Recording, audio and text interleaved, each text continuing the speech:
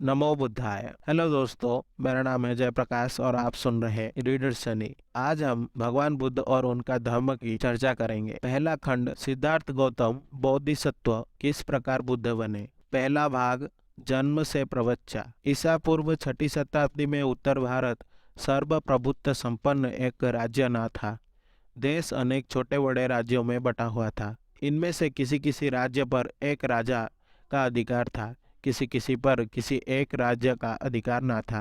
जो राज्य राजा के अधीन में थे उनकी संख्या 16 थी। उनके नाम थे अंग, मगध, काशी, कौशल, बज्जी, मल, चौदी, बस, कुरु, पंचाल, मल, शोरसेन, असमक, अवंती, गंधार तथा कंबोज। जिन राज्यों में किसी एक राजा का आधिपत्य न था वे थे कपिल वस्तु के शाक्य, पावा तथा कुशीनारा के मल्ल, बैशाली के लिच्छवी, मिथिला के विधेय, रामगाम के कोलिय, अकल्प के बुली, केशपुत के कलाम, कलिंग, पिप्पलवन के मौर्य तथा भग्ग जिनकी राजधानी सिंसुमागरी थी।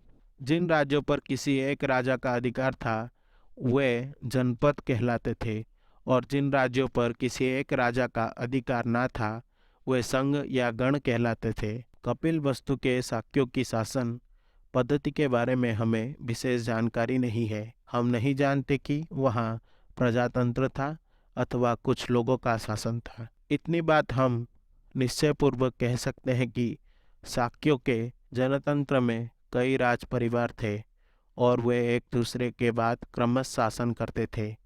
राज परिवार का मुखिया राजा कहलाता था। सिद्धार्थ गौतम के जन्म के समय शुद्धोधन की राजा बनने की बारी थी। शाक्य राज भारत के उत्तर पूर्व कोने में था। वो एक स्वतंत्र राज्य था, लेकिन आगे चलकर कौशल नरेश ने इसे अपने शासन क्षेत्र में शामिल कर लिया था। इस आधिकारिक प्रभाव क्षेत्र में रहने का परिणाम था कि कौशल नरेश की स्वीकृति के बिना शाक्य राज स्वतंत्र रीति से अपने कुछ राजकीय अधिकार का उपयोग न कर सकता था। उस समय के राज्य में कौशल एक शक्तिशाली राज्य था। मगध राज्य भी ऐसा ही था। कौशल नरेश प्रसन्नजित और मगध नरेश बिंबिसार सिद्धार्थ गौतम के समकालीन थे। उनके पूर्वज। शाक्यों की राजधानी का नाम कपिलवस्तु था। हो सकता है कि इस नगर का यह नाम महान बुद्धिवादी मुनि कपिल के नाम ही पर पड़ा हो। कपिलवस्तु में जयसेन नाम के एक शाक्य राजा थे। सिंहहुन उनका पुत्र था। सिंहहुन का विवाह हुआ था कंचना से।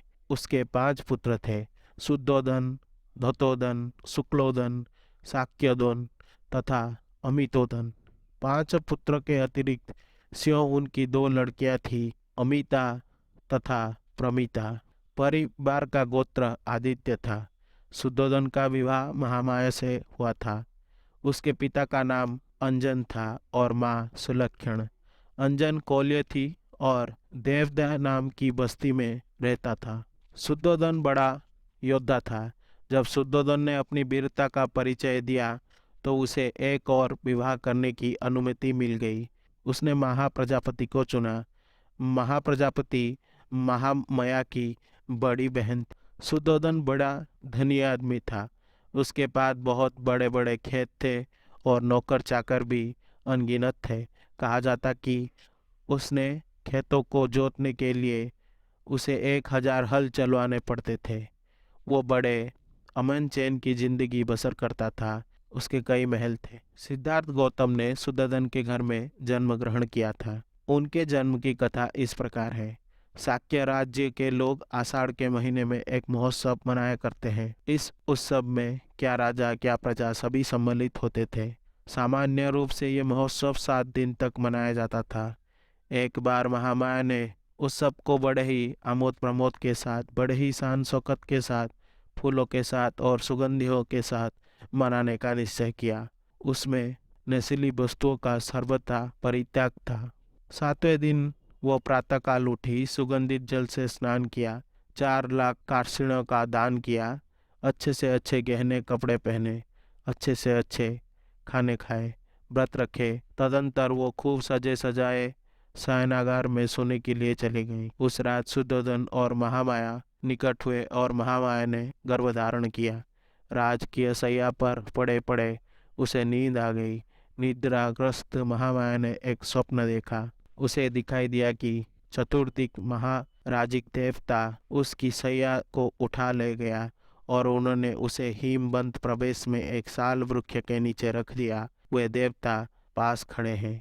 जब चतुर्दिक महाराजिक देवताओं की देवियां वहां आई और उसे उठाकर मानसरोवर ले गई। उन्होंने उसे स्नान करवाया, स्वच्छ वस्त्र पहनाए, सुगंधियों का लेप किया और फूलों से ऐसा और इतना सजाया कि वो किसी दिव्यात्मा का स्वागत कर सके। तब सुमेध नाम का एक बोधिसत्व उसके पास आया और प्रश्न किया, मैंने अपना अंतिम जन्म पृथ्वी पर धारण करने का निश्चय किया है, क्या तुम मेरी माता बनना स्वीकार करोगी? उसका उत्तर था, बड़ी प्रसन्नता से। उसी समय महामाया देवी की आंख खुल गई। दूसरे दिन महामाया ने शुद्धोधन से अपने स्वप्न की चर्चा की। इस स्वप्न की व्याख्या करने में असमर्थ राजा ने स्वप्न विद्या में प्रसिद्ध 8 ब्राह्मणों को बुला भेजा। उनके नाम थे राम, ध्वज, लक्ष्मण, मंत्री, यण, भोज, सुयाम और सुदत्त। राजा ने उनके योग्य स्वागत की तैयारी की। उसने जमीन पर पुष्प वर्षा करवाई और उनके लिए सम्मानित आसन बिछवाए। उसने ब्राह्मण के पात्र चांदी सोने से भर दिए और उन्हें घी, मधु, शक्कर, बढ़िया चावल तथा दूध से पके पकवानों से समर्पित किए। जब ब्राह्मण खा पी कर प्रसन्न हो गए, शुद्धोधन ने उन्हें महामाया का स्वप्न कह सुनाया और पूछा, मुझे इसका अर्थ बताओ। ब्राह्मणों का उत्तर था, महाराज निश्चिंत रहे, आपके यहाँ एक पुत्र होगा। यदि वो घर में रहेगा तो चक्रवर्ती राजा होगा। यदि गृह त्याग करेगा, सन्यासी होगा, तो वो बुद्ध बनेगा, संसार के अंधकार का नाश करने वाला। पात्र में तेल धारण किए रहने की तरह महामाया बोधिसत्व को 10 महीने तक अपने गर्भ में धारण किए रही। समय समीप आया जान उसने अपने मायके जाने की इच्छा प्रकट की। अपने पति को संबोधित करके उसने कहा, मैं अपने मायके देवदहा जाना चाहती हूँ। सुदोधन का उत्तर था, तुम जानती हो कि तुम्हारे इच्छा की पूर्ति होगी। कहरों की कंधों पर ढोई जाने वाली सुनहरी पालकी में बिठवाकर उनके सेवक सेविकाओं के साथ शुद्धोधन ने महामाया को उनके मायके भिजवा दिया। देवदह के मार्ग में महामाया को साल वृक्ष के एक उद्यान वन में से गुजरना था, जिसके कुछ वृक्ष पुष्पित थे, कुछ अपुष्पित। ये लुम्बिनी वन कहलाता था। जिस समय पालकी लुम्बिनी वन में से गुजर रही थी, सारा लुम्बिनी वन दिव्य चित्र लता की तरह अथवा किसी प्रतापी राजा की सुसज्जित बाजार जैसा प्रतीत होता था। जड़ से वृक्षों की शाखाओं के छोर तक पेड़ फलों और फूलों से लदे थे। नाना रंग के भ्रमर गण गुंजार कर रहे थे, पक्षी चहचहा रहे थे। ये मनोरम दृश्य देखकर महामाया के मन में इच्छा उत्पन्न हुई कि वो कुछ समय वहां रहे और क्रीड़ा करे। उसने पालकी ढोने वाले को आज्ञा दी कि वो उसकी पालकी को साल उद्यान में ले चले और वहां प्रतीक्षा करे। महामाया पालकी से उतरी और एक सुंदर साल वृक्ष की ओर बढ़ी। मंद पवन बह रहा था, जिससे वृक्ष की शाखाएं ऊपर नीचे हिल डोल रही थी।